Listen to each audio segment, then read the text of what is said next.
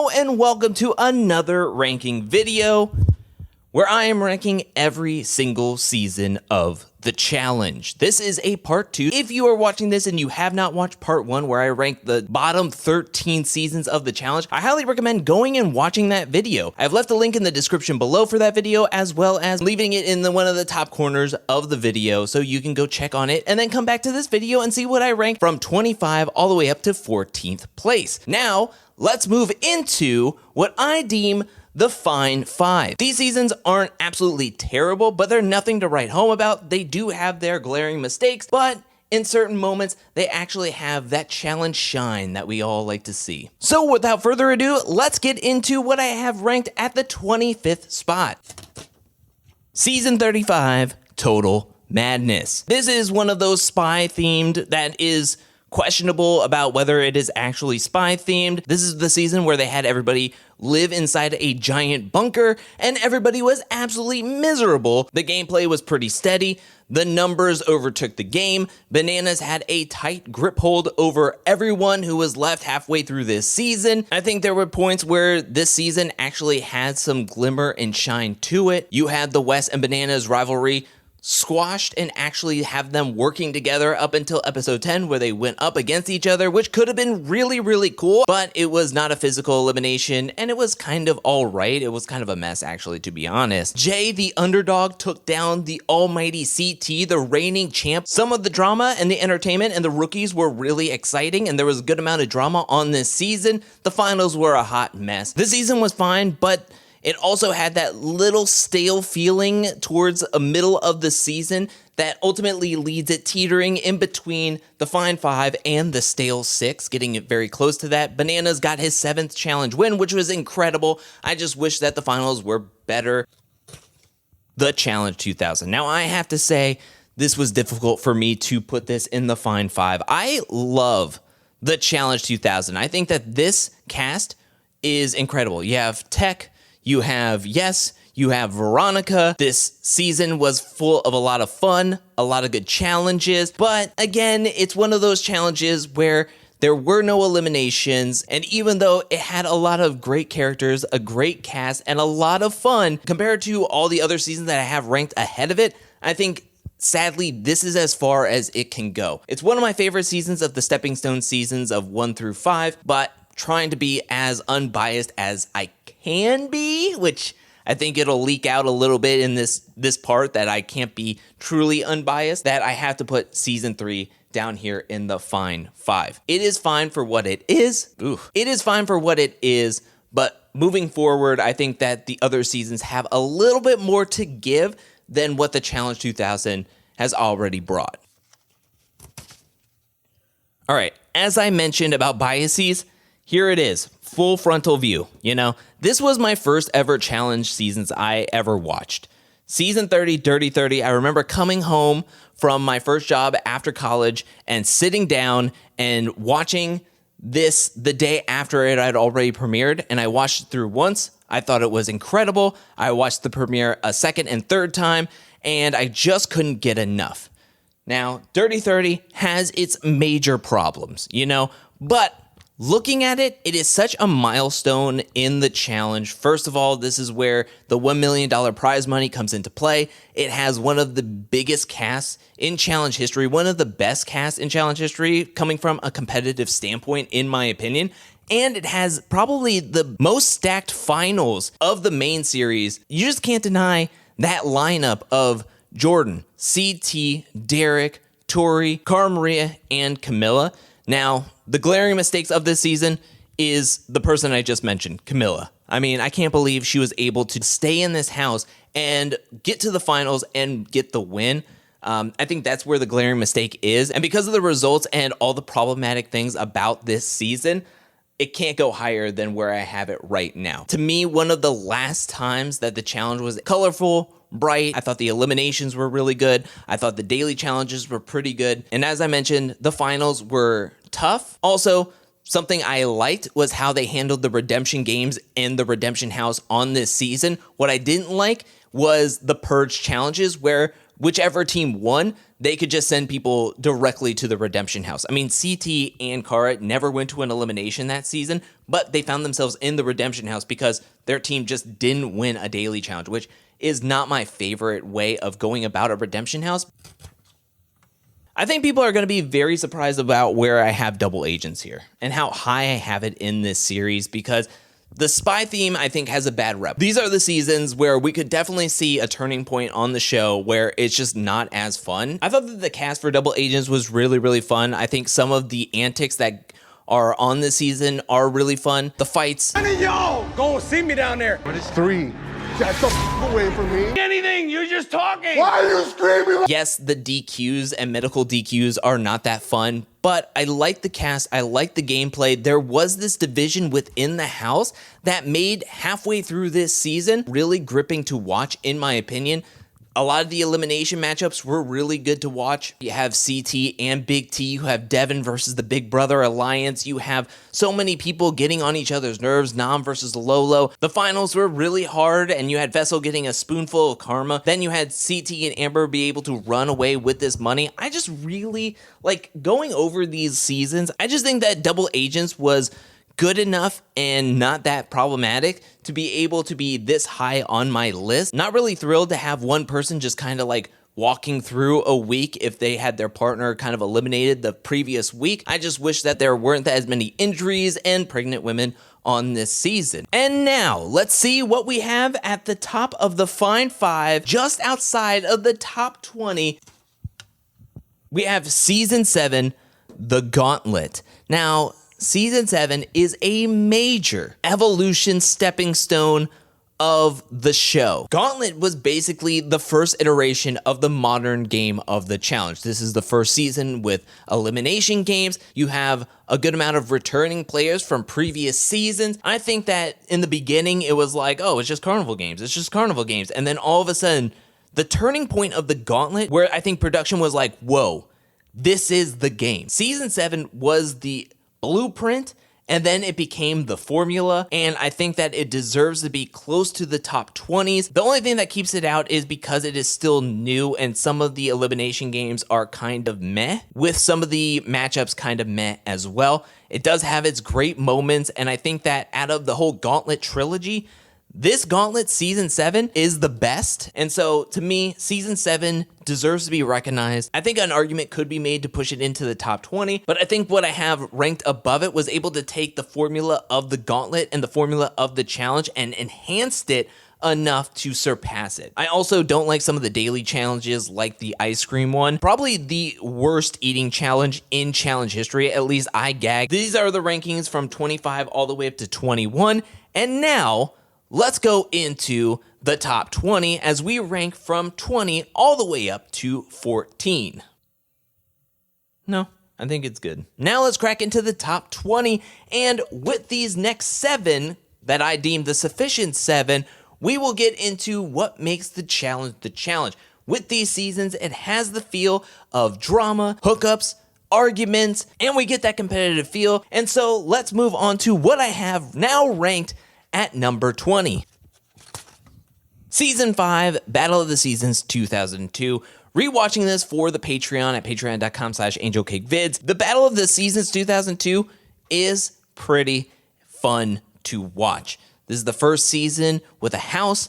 There's Baloo's baby on board. Everybody's in pairs, but also playing for their own teams of Road Rules and Real World. There's an inner circle. Yes, there are vote outs, but it is still messy. There's returning players. There's strategy. If you want that party vibe, this is the season. I mean, we talk about it in the more recent seasons of the challenge that fun, happy feeling can be gone. But here we go in Battle of the Season 2002, and you get personalities, you get competition, but also you just get some downright fun. Heck, there's an episode where nothing happens competition-wise because there is a hurricane hitting Mexico where all the challengers are staying. And for myself, I'm like, ugh, filler episodes. I can't believe they're just walking around a spring or something on a filler episode. But this filler episode is so much fun when they're actually having a good time with no electricity. They're doing toga parties. To me, this is personality central. This is where the challenge really started to take form, and Honestly, this was just a joy to watch. And we're introduced to certain personalities like The Miz, like Coral. This season is really special, and to me, there was no placing it outside of the top 20. But now let's go to number 19. This is the one season that after it was able to come out to streaming, everybody was like, oh my gosh, it is such a great season now that you can binge it. I will say that I did binge watch it because I did the Cara Maria docuseries, and it is slightly better, but there are still things about this season that really get on my nerves. Basically, Final Reckoning is a Rivals 4, but in not following a certain team guideline of man, woman, or man-woman teams, it gets very convoluted. I think what they did for Battle of the Bloodlines was way better than what was happening with Final Reckoning. And don't get me started on this Redemption House. How? Tell me how can you have a team that goes out in like episode 3 to the Redemption House, lose multiple redemption games and eliminations, yet somehow find their way back into the game late and make the finals? I don't understand that Redemption House rule. But granted, I think that this season has a lot of those challenge vibes. It wasn't a slodge to really watch through. You can tell that a lot of these people do not like each other, which is very much missing from the more recent seasons of the challenge. There were hookups aplenty, as well as a ton of drama between those hookups as well, and some of the daily challenges and eliminations were actually quite gripping. I think that the finals are pretty lackluster, but in all, I think Final Reckoning is better than what I previously thought prior to rewatching it. However, because I still have certain problems with how the season was ran or the Redemption House and certain format changes, I just can't put it up any higher than 19. Season 28, Rivals 3. Now, as I mentioned, some of the problems that I have with Season 32 kind of fall into the same lines of Season 28, Rivals 3, because, again, Final Reckoning was like a Rivals 4. The only thing that really hops up Rivals 3 is the introduction to a lot of the main cast that has been reoccurring for 8 or 9 seasons. Also, the finals was a lot better in Rivals 3 than Final Reckoning, in my opinion. And what also is very similar in both of these two seasons is the twist at the end of each of their finals, where one person can take all the money from their partners. And to me, if we're looking at what season deserves to be higher because it's more iconic, I would say that Rivals 3, one, it did it first, as well as the Bananas Curse was a thing that followed Johnny Bananas for years. Nobody really brings up Ashley or whatever, the Hunter Curse or whatever we're calling it nowadays, because I think Ashley deserved to take the money from Hunter and Bananas was just being a jackhole. The initial shock of that moment reverberates through a lot of the series, as well as sticks out in a lot of people's mind as one of, if not the biggest moment in the challenge's history, one of which I think the Bananas backpack is still a way bigger moment. Honestly, these two seasons are almost identical. Another thing that I didn't mention with Final Reckoning is that people were coming in like a third, halfway, and 2/3 through the season. Like, why? Why are we having people just come in randomly as mercenaries and then entering the game? I mean, Corey and Devin could have definitely won Final Reckoning if it wasn't for Pastagate. I think Rivals 3 was a lot smoother. Yes, it could have been predictable, but there was also major rivalries and major alliances within the game, and I just think that as a game standpoint, Rivals 3 was superior to Final Reckoning, in my opinion. If you're looking for a strategy that makes no freaking sense at the end of the day, War of the Worlds 2 is your game. However, upon further rewatch, and I did rewatch this season pretty recently, it's a good one. It has some good moments. The shock of the USA team turning their backs on CT, CT being the lead for the UK alliance. The Kara's cult is something that has been in the consciousness of the challenge fandom now for years. Yes, a giant alliance ran this season and was just bullying over the lesser formidable UK team. Yet how satisfying was the ending when CT decided to say, no, I am standing up. I'm going to keep all my team safe. We're sending in Nani. We're sending in Ashley against each other. They lock in a strong team for the finals and then go on to win. The 5/4 team members of the UK Alliance go on to win against Kara's Cult, who were absolutely massively destroying this season, both socially, strategically, everythingly. I think as a full season, this season actually has grown on me throughout the years, and I just think it's great. Wes coming in with all of the numbers and then getting absolutely swindled and thrown into an elimination against his rival Bear and losing. This is the first season that Kara and Laurel had been on since their giant fallout after Invasion of the Champions. You have hookups, you have drama, you have Theo and Paulie trying to kiss each other, or at least Paulie trying to kiss Theo. You have Turbo versus Jordan. You have Jordan and Tori going over to the Team UK, but still having to go into an elimination time and time again. You have a proposal that means jack squat at the end of the day. You have people that legit don't like each other, and I just think that this season it's grown on me. You know, it's grown on me. I can see people being like, "You're totally off your rocker with putting season 34 at 2019-18 17th in the challenge," but to me, going back over this season, it's just so good. To me, it's better. It's better than what I remembered, and even though it is so infuriating to watch at a certain point, there's a point where it turns and you're like, I think this could change. And having that moment, having that ending be so satisfying and leaving it on such a sweet note, but because of the questionable gameplay, as well as I think this cast could have been way more jam-packed with some really strong competitors, I could only put it up this high in my own personal rankings.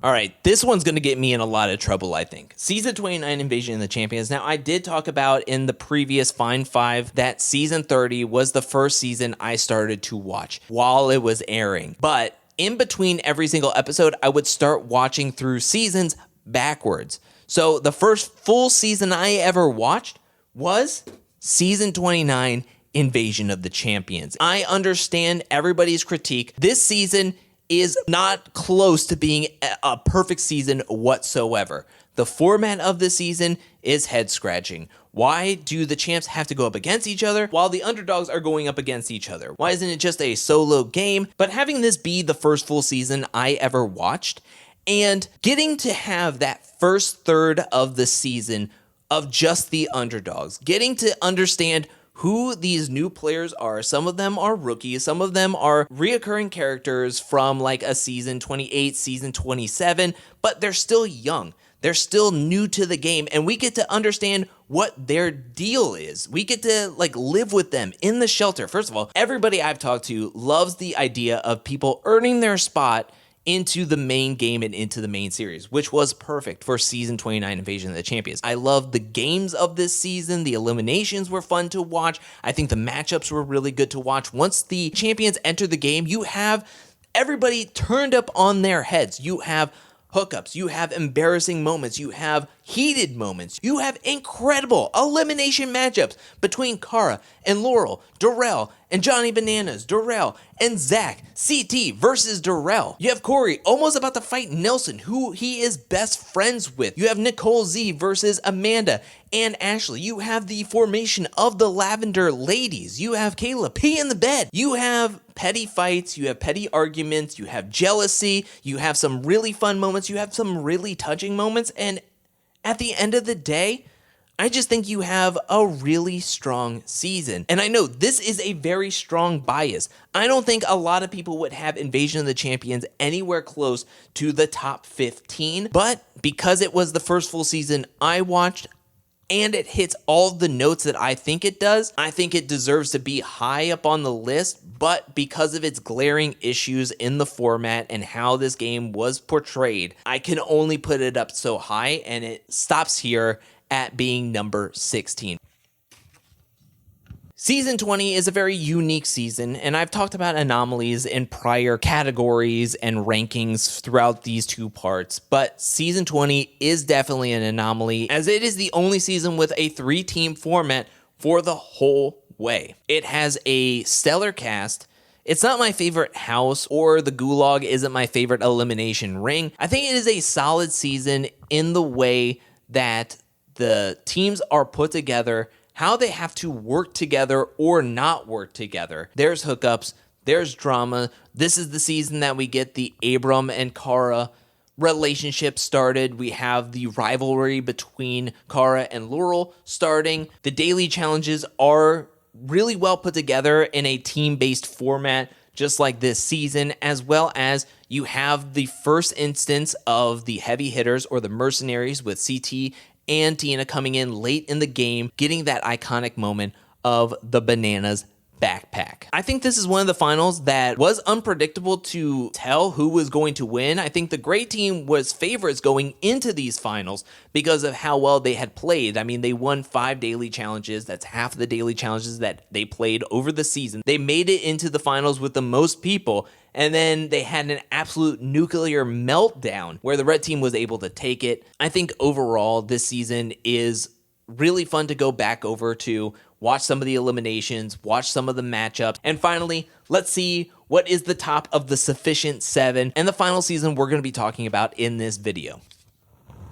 Season 31 Vendettas is a huge turning point in the challenge. This is the season where Big Brother players were first introduced. You had the UK players also introduced as well on this season, a stellar rookie cast, and the veterans cast was also stacked on this season as well. This is also the first ever season to have a solo winner crowned at the end of this season, and to me, this season was just hitting on all levels. Basically, this was a Free Agents 2 with a Rivals twist that if you were put onto this season, you would have a rival also on the season as well. Upon another rewatch, I just think that this season was really, really stellar. I mean, the hookups and drama that plays out here also plays out on other seasons. You have Kara and Kyle kind of hooking up with each other. You have Bananas and Natalie hooking up with each other. This season, to me, has everything you ask for in a challenge season. You have petty fights. You have Pizzagate. You have hookups. You have arguments. You have pretty much toxic level of drama. You have incredible eliminations like the Crazy 8 elimination where you have Cam versus Tori, as well as the main attraction of Joss versus Derek. And to me, Vendettas has so many major milestones of a season that I felt like it needed to be in the top 15 and even surpass Cutthroat to being into the top 14. So to me, this is ranks 20 through 14, as well as here is what I have for the Fine 5 and all the seasons that I talked about in this video, ranked all the way from 25 up to 14. What do you think about my rankings? Let me know down in the comment section below. Do you agree with my rankings? Do you disagree with my rankings? And if you disagree with my rankings, please leave a comment down in the comment section below about what you think about my rankings. Where do you have some of these seasons ranked in your own personal opinions? I also want to give a special shout out thank you to everyone who supports me over at patreon.com/angelcakevids. Thank you for your support. Thank you for your generosity. Thank you. And thank you to everyone who's watching this video up to this point. I'll be back very, very soon with my rankings for the top 13. From 13 all the way up to 1 will be in the next video, so I can't wait to put that video out and see what everybody thinks about that. But I'll be coming out with that video very, very soon, as well as a ton of other content for the challenge and just content in general. But until then, peace.